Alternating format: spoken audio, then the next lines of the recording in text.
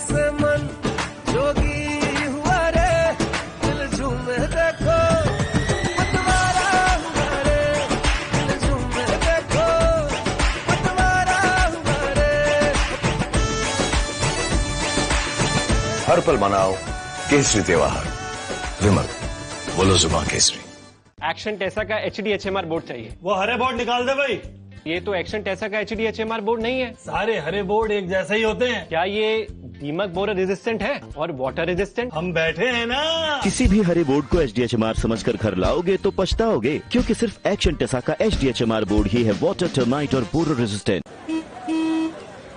चल हो जा शुरू। केसरिया से मन जोगी हुआ रे, दिल झूमे देखो पतवारा हुआ रे, दिल झूमे देखो पतवारा हुआ रे। हर पल मनाओ केसरी त्योहार। विमल, बोलो जुबान केसरी।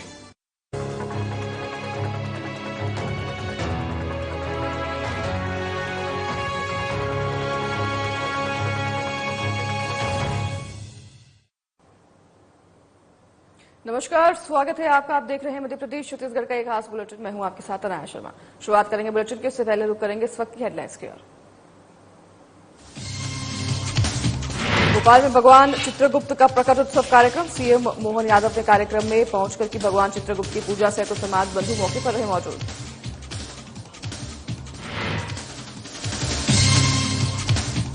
कोरबा में बेरोजगारों के लिए मिशन मोड पर उद्योग मंत्री लखनलाल देवांगन मंत्री ने हर एक MOU की समीक्षा कर मांगी रिपोर्ट। सचिव को जानकारी जुटाने के दिए निर्देश।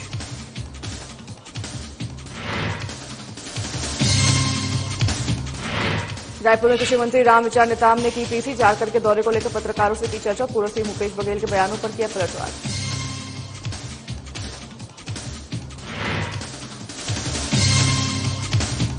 रायपुर में कलेक्टर ने काला केंद्र का किया निरीक्षण। अधिकारियों को दिया कई आवश्यक निर्देश। कलाकारों से मुलाकात कर की आवश्यक जानकारी।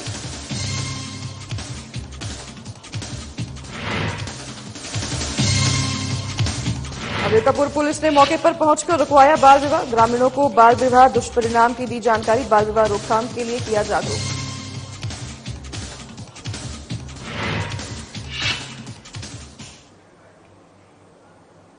चलिए इसी के साथ शुरुआत करेंगे बुलेटिन की। राजधानी रायपुर के टिकरापारा थाना के T1 दुर्गेश रावत से संवाददाता करिश्मा सोनी ने खास बातचीत की, जिसमें उन्होंने अपने करियर की शुरुआत के बारे में बताया। इस दौरान उन्होंने कहा कि पहले वो सब इंस्पेक्टर की पोस्टिंग पर थे और वहां से नक्सली बेल्ट तक उन्होंने प्रभार संभाला। इसके साथ ही थाना इंचार्ज दुर्गेश रावत ने क्या कुछ साझा किया, आपको सुनाते हैं। इंचार्ज की नौकरी, जी हाँ, ज्यादातर हम सुनते हैं कि थाना इंचार्ज की नौकरी को लोग हल्के में लेते हैं, लेकिन ये जो नौकरी है सबसे ज्यादा कहा जा सकता है कि संघर्ष पूर्व होती है, क्योंकि बार बार तबादले होते हैं और उसके बाद भी देखा जाता है कि नए क्षेत्र में फिर से काम शुरू करना और उस क्षेत्र को अपना बनाना और वहां के लोगों की परेशानियों को रोजाना सुनना और उन्हें उनके जितनी भी परेशानियां उनका निवारण करना काफी ज्यादा मुश्किलों भरा काम होता है। ऐसे में आज हम रायपुर राजधानी की बात करते हैं तो टिकरापारा थाना क्षेत्र के थाना इंचार्ज दुर्गेश रावते जी हमारे साथ जुड़े हुए हैं। सीधा उनसे संवाद करेंगे और जानेंगे कि उन्होंने अपने जीवन में जब इस कार्य को शुरू किया तो क्या कुछ परेशानियां उनके सामने आई। सबसे पहले तो आपसे पूछना चाहूंगी रावते जी कि जब आपने चालू किया थाना इंचार्ज की नौकरी को, तो तब आप कौन सी पोस्ट पर थे और कहां पर जो है आपकी पोस्टिंग पहले की गई थी? पहले तो आप साधना चैनल को मेरी ओर से नमस्कार। मैं दुर्गेश रावते, 2008 बैच में मैं सब इंस्पेक्टर सेलेक्ट हुआ था। सिलेक्शन के बाद मेरी प्रोविजनली जो है चंद्रखुरी एकेडमी से चालू हुई है। वहां से मैंने प्रोविजनली का जो एक पार्ट होता है एकेडमी के बाद देन 1 साल का जिला में होता है, वो सरगुजा में हुआ। वहां मैंने विभिन्न थानों में मैंने अपना प्रोविजनली खत्म करने के बाद पहली पोस्टिंग जो हुई वो मेरी महासमुंद में हुई, जहां पर मैंने बागबहरा और सरायपाली में मैंने पोस्टिंग पर 3 साल का जो टर्नओवर होता है वो काटने के बाद मेरी सेकंड जो पोस्टिंग हुई वो नक्सलाइट बेल्ट नारायणपुर में हुआ, जहां मैं कुकराझोर और धौड़ाई थाना प्रभारी के पद पर 3 साल तक मैंने वहां पर अपनी सेवाएं दी है। जहां पर उस समय हमारे एसपी सर अभिषेक मीणा हुआ करते थे, तो उस समय रोड का काम बहुत चल रहा था नक्सलाइट क्षेत्र में। हम लोग ने काफ़ी, मेरी फैमिली भी साथ में रहती थी, जहाँ पर हम लोगों को अवेयरनेस करने के लिए मैं अपने बच्चे को भी वहाँ पर पढ़ाया, ताकि लोगों को लगे कि नहीं थाना प्रभारी खुले माहौल में भी अपन या अंदर ही में ही नहीं रहते हैं, एक थाने के अंदर में ही। तो वो एक चैलेंज भरा था। नक्सलाइट क्षेत्र में लोगों से जल्दी इंटरेक्ट नहीं होते, लेकिन हमारे आचार और व्यवहार की वजह से आसपास के लोगों का वातावरण बहुत अच्छा हो गया था, जहां से हम लोग आपस में कुछ सोशल एक्टिविटीज भी वहां हमने किया धौड़ाई में, जहां पर लोगों को हमने वहां से बाहर घुमाने के लिए भी बेंगलोर भेजा था। तो वो एक अच्छा मैसेज चला गया। तो पब्लिक में हमारा, तो इसलिए वहां पर ज्यादा मूवमेंट की वजह से ज्यादा कुछ घटना नहीं हुई। इसके बाद नारायणपुर के बाद मेरी उस समय सब इंस्पेक्टर के बाद जस्ट मेरी पहली पोस्टिंग टीआई में हुई, वो वहां से धमतरी में हुआ, जहां मैं नगरी और मेचका में, वो भी नक्सलाइट बेल्ट है, वहां पर भी मैंने अपनी सेवाएं दी है। तो इसके बाद फिर मैं वहां से कोरबा चला गया। कोरबा के बाद फिर मैं रायपुर में अपनी सेवाएं दी। अभी रायपुर में सेवा दे रहा हूं। अभी टिकरापारा थाना प्रभारी हूं। जब आपने सोचा होगा कि आपको अगर पुलिस में ही काम करना है, तो किस तरीके से आपके विचार जो है वो हुए, और साथ ही में क्या आपको केवल पुलिस में ही काम करना था, या फिर मन में कोई भावना थी कि कुछ और भी कर सकते थे? क्योंकि सभी के मन में होता है कि कभी ना कभी कोई बैकअप प्लान भी होता है। तो अगर टीआई नहीं तो फिर क्या? आपको मैं बताना चाहूंगा कि मैं पुलिस परिवार से हूँ। मेरे फादर भी थानेदार थे। उनका भी एक रोड एक्सीडेंट में एक्सपायर हो गया था। तो मेरा पहले से ही, शुरू से ही एम रहा है कि मैं थानेदार ही बनूं, जो मैंने अचीव कर लिया। क्योंकि ये एक ऐसा प्लेटफॉर्म है पुलिस की यूनिफॉर्म, जहां से लोगों की समस्या सुन करके तुरंत निवारण करने का और समाज के प्रति सेवा करने का जो भावना होता है वो लगातार लगा रहता है, और लोगों की समस्याओं को दूर करने में जो एक खुशी मिलती है, वो बहुत बड़ी खुशी होती है। और मैं अपने जॉब से संतुष्ट हूं और वो कंटिन्यू चल रहा है। लगातार देखा जा सकता है कि 420 और ठगी और साइबर क्राइम्स के मामले जो है वो सामने निकल कर आते हैं। जनता को किस तरीके से इससे अवेयर रहना चाहिए, और क्या कुछ इससे बचाव है, और कितने केसेस आ चुके हैं और जिन पर काम चल रहा है?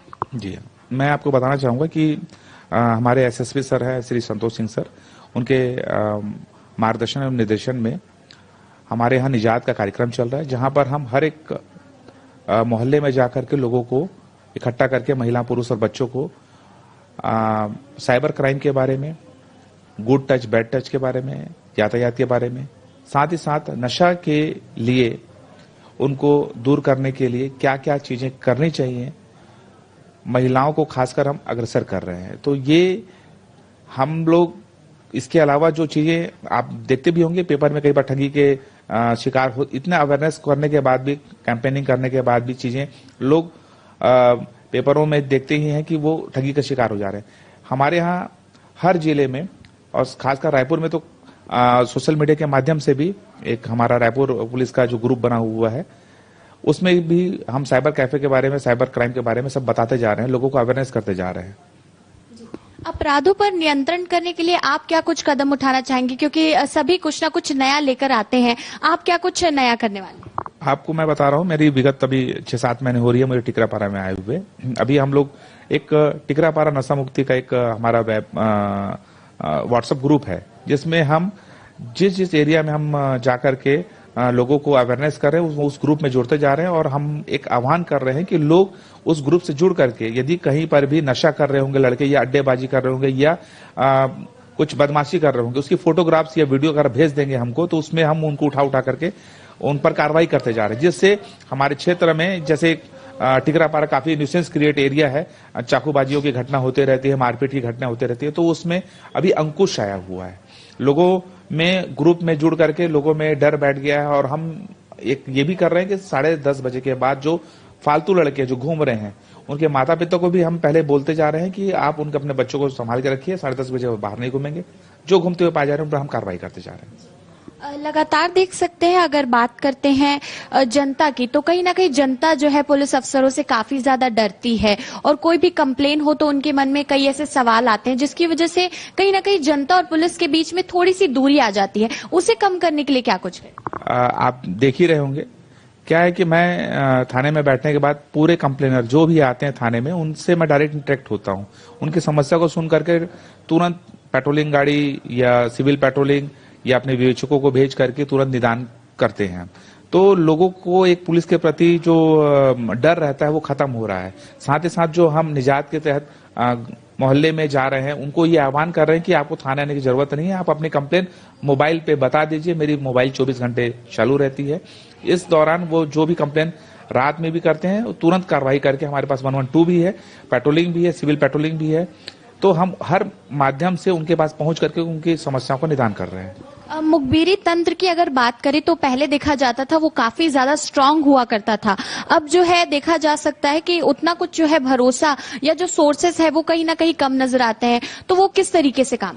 देखिए, मुखबिरी के लिए तो कई चीजें हैं। साथ में हम लोगों ने अपने बताया ना, लोगों में आज भी पुलिस के प्रति विश्वास बना हुआ है। लोग अच्छे लोग भी हैं जो पुलिस की मदद करते हैं। इसके साथ साथ हम लोगों के बीच में जाकर के सीसीटीवी कैमरे का आह्वान कर रहे हैं ताकि उनको भी ये लगे कि हाँ, ये हमारे लिए अच्छी चीजें हैं, हमारे लिए नहीं, हमारे पड़ोस के लिए अच्छी चीजें हैं। कभी किसी समस्या का सॉल्यूशन उससे निकल जाएगा। साथ ही साथ उसके साथ साथ जो हमारी कैंपेनिंग चल रही है निजात के तहत, वो भी लोगों के जुड़ाव होता है। तो उसकी जब समस्या का दूर होती है तो वो अपने आप पुलिस से जुड़ जाता है। कोई ऐसी कहानी जब आपकी पोस्टिंग्स इतनी जगह, जब आप नक्सली बेल्ट में भी गए हो, काफी ज्यादा मुश्किल भरा होता है वहां पर काम करना, तो कोई ऐसी स्टोरी जो आपको याद हो, जो संघर्ष पूर्वी हो, लेकिन जब वो आपका टास्क पूरा हो गया हो तो काफी ज्यादा खुशी आपको हुई हो? मैं बताना चाहूंगा, मैं जब धौड़े थाना प्रभारी था तो वहां पर मेरी वाइफ भी और हम दोनों मिल करके हम लोग एक जो आर्ट ऑफ लिविंग संस्था उसे हैं, तो वहां के लोगों को हम लोग योगा प्राणायाम के माध्यम से जोड़ करके बाहर में स्कूलों में कोर्सेज करवाए, लोगों को जोड़ा, लोगों को फिर वहां से बेंगलोर आश्रम भेजा, उनको अपने खर्चे पर भेजा। क्योंकि लोग जो है नारायणपुर में धौड़ाई में कभी बाहर निकलते नहीं हैं, तो उनको रायपुर शहर घुमाने के लिए भी हमने प्रयास किया। तो वो चीजें बहुत अच्छी रही और वो बहुत कारगर रही। तो उसमें थाने के पीछे बाजार लगता था।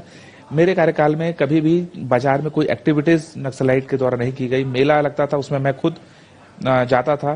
तो वो मेरे लिए नारायणपुर का जो एक यादगार चीजें रहा, वो नक्सलाइट बेल्ट का, वो बहुत अहम रहा।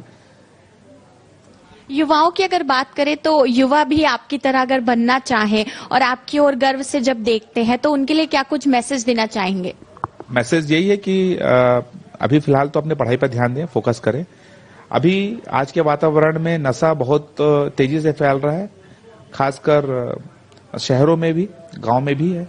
लेकिन इसमें मैं बच्चों को बजाय उनके माता पिता को यह आह्वान करूंगा कि अपने बच्चों को कृपया करके 1 घंटा दीजिए। आपका बच्चा किससे दोस्ती कर रहा है, किससे बात कर रहा है, उस पर ज्यादा ध्यान देने की जरूरत है। हम अपने व्यस्त लाइफ में इतने व्यस्त हो जाते हैं कि अपने बच्चों के प्रति ध्यान नहीं दे पा रहे हैं कि उसकी दोस्ती किस लोगों से है, किस प्रकार के दोस्तों के साथ में हो गई है। अगर वो अंकुश अगर माता पिता चालू कर दें तो वो चीजें कम होने लग जाएंगी। इससे युवा जो है अच्छे विचार के प्रति अग्रसर हो गए। साथ ही साथ मोबाइल बहुत बड़ा एडिक्शन हो गया है। तो बच्चे क्या देख रहे हैं, कृपया करके इस पर भी ध्यान दें, क्योंकि बहुत सारी क्राइम्स मोबाइल से हो रही है। तो ये जैसे आप फेसबुक में, अपना व्हाट्सएप में कई बार फोटो वायरल करते हैं, कृपया वो सब ना करें। ये मेरा एक आह्वान है सब नौयुवाओं से। तो ये थे हमारे साथ दुर्गेश रावते जी, जिन्होंने बताया कि किस तरीके से उनकी पोस्टिंग एक नक्सली बेल्ट पर भी हुई, लेकिन वहां पर भी उन्होंने बहुत ही अच्छे तरीके से पूरी सिचुएशंस को संभाला था और जनता को जागरूक किया था और उन्हें उस नक्सली बेल्ट से निकलने का एक मौका भी दिया था। देखते रहिए साधना प्लस न्यूज। मैं करिश्मा सोनी, कैमरामैन नरेश राव के साथ, छत्तीसगढ़। चलिए सिंह साहब, आगे बढ़ेंगे खबरों में। खबर सिंगरौली के विकासखंड चितरंगी से है, जहां गंभीर पेयजल की समस्या से निपटने के लिए जिला कलेक्टर चंद्रशेखर शुक्ला ने सामुदायिक भवन में खंड स्तरीय समीक्षा बैठक की। बैठक में मुख्य कार्यपालन अधिकारी गजेंद्र सिंह नागेश, उपखंड अधिकारी सुरेश यादव, तहसीलदार ऋषि नारायण सिंह उपस्थित रहे। वहीं बैठक में उपस्थित एसडीओ, उपयंत्री, पटवारी, सचिव, रोजगार सहायक और लोक सेवकों को जिला कलेक्टर ने निर्देशित करते हुए बताया कि सभी ग्राम पंचायतों में पेयजल संकट से निपटने के लिए पुख्ता इंतजाम किए गए हैं। बिगड़े जो हुए हैंडपंपों का सुधार करें और उस भीषण गर्मी में लोगों को रोजगार के संबंध कहीं भटकना न पड़े, इसके लिए मनरेगा के कार्यों में तेजी लाएं। साथ ही नेशनल हाईवे के संबंध में कलेक्टर ने कहा कि नेशनल हाईवे में जो भी कार्य अनाधिकृत रूप से चल रहे हैं, सब पर निगरानी रखी जा रही है।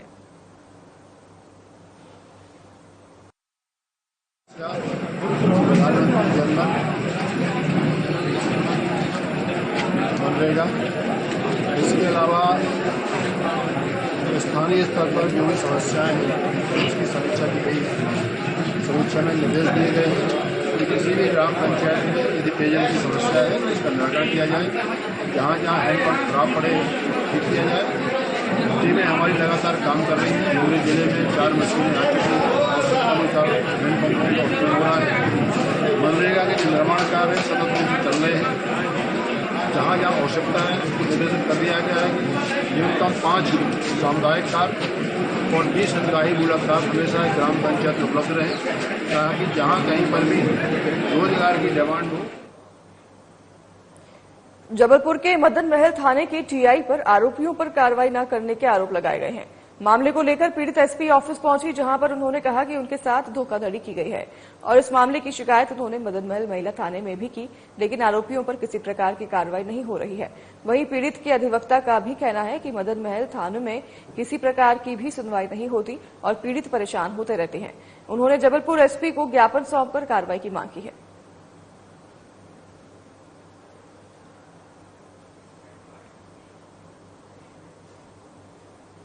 खबर भिंड से है, जहां गोहद विधानसभा क्षेत्र के अंतर्गत ग्राम चितोरा के रहने वाले हरिंद्र राणा के बेटे मुकेश प्रताप राणा की बेसली जलाशय में नहाने के दौरान डूब जाने से मौत हो गई है। बता दें कि मुकेश प्रताप राणा अपने दोस्त के साथ बेसली जलाशय में नहाने गए थे। इसी दौरान वो जलाशय में डूब गए। वहीं उसके दोस्त ने घर पहुंचकर परिजनों को सूचना दी तो गांव में मातम छा गया। इसके बाद गोहद में बने बेसली जलाशय पहुंचे परिजनों ने पुलिस को सूचना दी। सूचना मिलते ही पुलिस मौके पर पहुंची और तत्काल रेस्क्यू टीम को सूचना दी। वहीं कड़ी मशक्कत के बाद युवक को बाहर निकाला गया। फिलहाल पुलिस ने शव को पोस्टमार्टम के लिए भेज दिया है। ये बंदा मैं नहाने सामान लेने आया था घर से गोद में, अपने होटल चलाने के लिए। वहाँ पे उसका थोड़ा बहुत सामान था, वो अपने यहाँ पे गोद में लेने आया था। उसके पानी में डूब गया। यहाँ पे नहाने आए होंगे, इसके साथ का एक लड़का और था, वो नहाने आए थे, नहाने में डूब गए थे उसमें। तो एक लड़का इसके साथ का था, वो गाँव पहुँचा है बस से। फिर उसने उसकी वाइफ, वो सो गया था, दारू पिए था वो। उसके फिर उस वाइफ ने उसकी ने फ़ोन करके मौसा जी को बताया था कि ऐसे ऐसे वो डूब गया है। तो मौसा जी वगैरह सब लोग, हम लोग आए हैं यहाँ पे। तो कल से ढूंढ रहे थे। आज जाके हमारे गांव के एक रघुवीर बाबा उनको मिला था, उसमें ढूंढ रहे थे। एनडीआरएफ की टीम भी आ गई थी, प्रशासन का भी सपोर्ट रहा, सबका रहा। मुख्यमंत्री के निर्देशों के पालन में नगर पालिका के सीएमओ अपनी टीम के साथ खुले में मांस विक्रय कर रहे दुकानदारों पर कार्रवाई करने के लिए स्थानीय रोहिदास मार्ग पहुंचे, जहां पर मांस विक्रेता और उसके परिवार की महिलाओं ने सीएमओ संजय पाटीदार और उनकी टीम के साथ अभद्र व्यवहार कर हाथापाई की। उसके पश्चात सीएमओ संजय पाटीदार ने पूरी घटना को लेकर पुलिस थाने में कतिपय लोगों के खिलाफ आवेदन दिया। सीएमओ ने हमारे संवाददाता को बातचीत के में बताया कि हम रूटीन में कार्रवाई करने गए थे, परंतु मांस विक्रेता और उसके परिजनों ने हमारे साथ अभद्र व्यवहार किया। इस मामले में दुकानदार ने आरोप लगाया कि नगर पालिका की टीम के सदस्य काटा हुआ मांस और गले में रखे लगभग 60 से 70 हजार रुपए चुरा कर ले गए। मुख्यमंत्री जी के घोषणा के बाद खुले में मांस के विक्रय का प्रतिबंध है, परंतु झाबुआ में सालों से स्लॉटर हाउस नहीं होने से इस समस्या का सामना करना पड़ता है। पूरी टीम आकर यहाँ पर महिलाएं भी थी।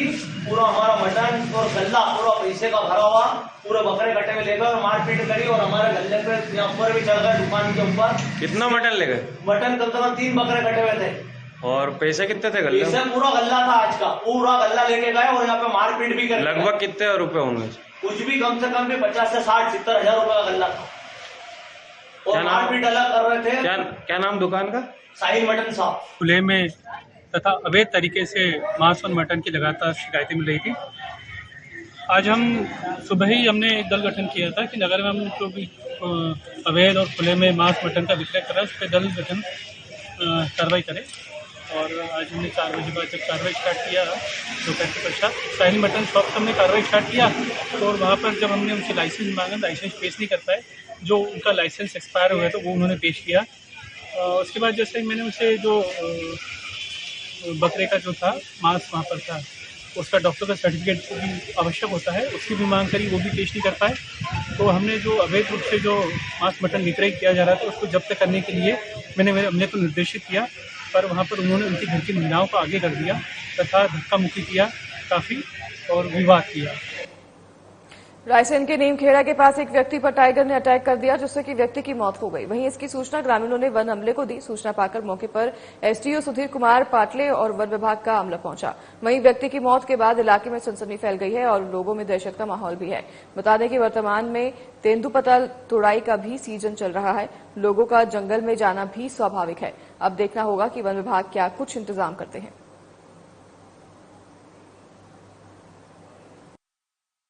देखिए, तो विवेचना का विषय अभी प्रथम दृष्टया तो कुछ इसमें अभी समझ नहीं आ रहा है कि किस जानवर में हमला किया है, लेकिन ये कन्फर्म है कि किसी वाइल्ड एनिमल ने इसको अटैक किया।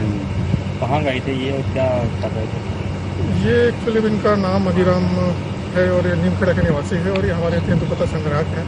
तो ये सुबह 6 बजे के दरमियान ये तेंदुपत्ता संग्रहण करने के लिए हमारे वन क्षेत्र में R35 नीमखेड़ा बीट में गए हुए थे तेंदुपत्ता संग्रहण करने के लिए। जब इनकी जो डेड बॉडी जो मिली है, इनके पास में एक बोरी मिली जिसमें तेंदुपत्ता भी रखे हुए थे। तो अभी सर जांच में क्या पाया है, कौन किस जानवर के हिसाब? अभी इस पर साक्ष्य तो कुछ नहीं मिल पाया, हमारी सर्चिंग अभी भी चल रही है और जो कल इसका पीएम होगा, पीएम के बाद और स्थिति क्लियर हो पाएगी।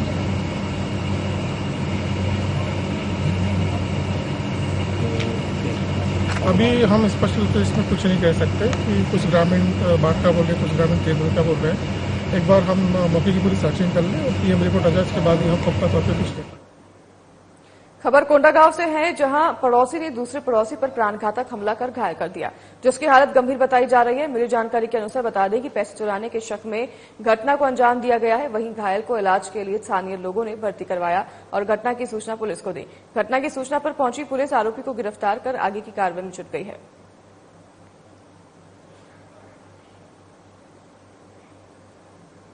भारतीय थल सेना के महार रेजिमेंट में पदस्थ नायक दीना नेताम छुट्टियों के दौरान अपने गृहग्राम आए हुए थे। इस दौरान अखिल भारतीय पूर्व सैनिक सेवा परिषद कोंडागांव द्वारा संचालित निःशुल्क सैन्य प्रशिक्षण में पूर्व सैनिकों के साथ मिलकर प्रतिदिन बच्चों को निःशुल्क सैन्य प्रशिक्षण प्रदान करने के लिए विकासनगर स्टेडियम पहुंचते थे। अखिल भारतीय पूर्व सैनिक सेवा परिषद कोंडागांव के संरक्षण और बस्तर संभाग प्रभारी सुब्रत साहा ने जानकारी देते हुए बताया कि कोंडागांव जिला से लगभग 500 से ज्यादा जवान भारतीय थल सेना में अपनी सेवा प्रदान कर रहे हैं और जब वे छुट्टियों में घर आते हैं तो पूर्व सैनिकों के साथ मिलकर निःशुल्क सैन्य प्रशिक्षण में युवाओं को प्रशिक्षण प्रदान करते हैं। नायक दीना नेताम और नायक सोहन राम की छुट्टियां खत्म होने पर अखिल भारतीय पूर्व सैनिक सेवा परिषद कोंडागांव के द्वारा पुष्प गुच्छ देकर उन्हें विदा किया गया और उनके उज्जवल भविष्य के लिए शुभकामनाएं दी गई।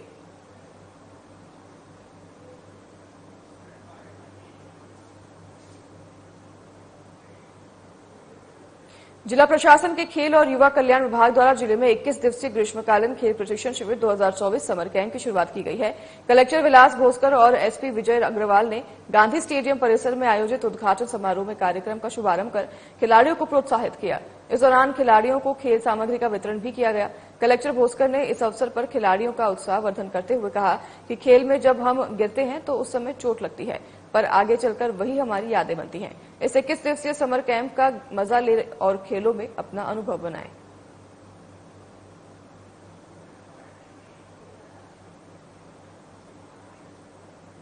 धरसीवां विधायक अनुज शर्मा ने जन्मदिन के अवसर पर पूरे प्रदेश की जनता का शुक्रिया अदा किया। उन्होंने बताया कि वो अपने जन्मदिन पर हर साल मंदिर जाते हैं। इस साल भी वो अपने परिवार के साथ मंदिर में जाकर पहले भगवान का आशीर्वाद लेंगे। इसके बाद मुख्यमंत्री से मुलाकात की, साथ ही अपने विधानसभा क्षेत्रों में जनता के लिए भंडारे की सुविधा भी करवाई।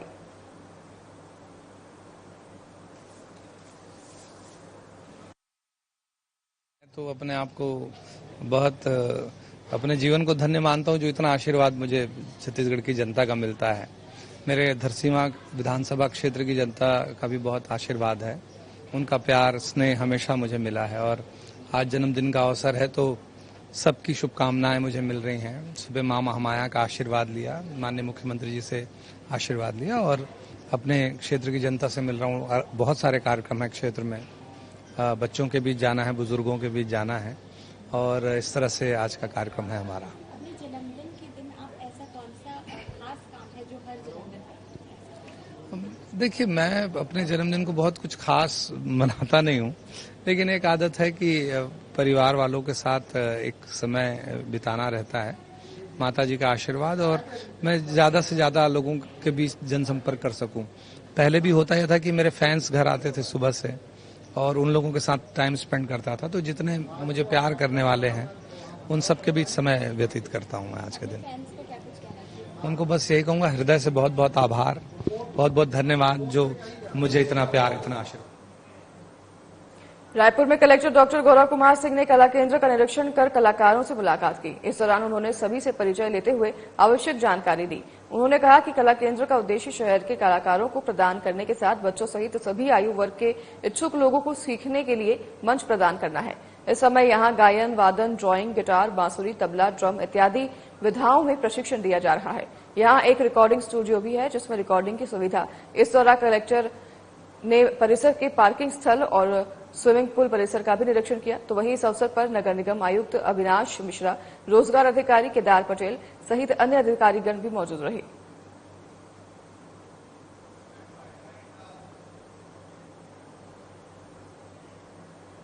तो फिलहाल इस बुलेटिन में हमारे साथ बस इतना ही। नमस्कार।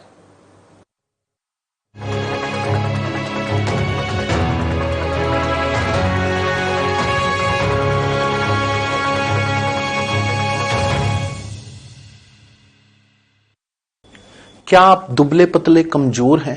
आपकी सेहत नहीं बनती, भूख कम लगती है, वजन नहीं बढ़ता? दरअसल मेन बात खाना पीना खाना नहीं है, मेन बात है खाया पिया शरीर को लगना। और अगर खाया पिया लगेगा ही नहीं तो आपकी सेहत बनेगी कैसे? इसलिए हमारी संस्था सन्यासी आयुर्वेदा ने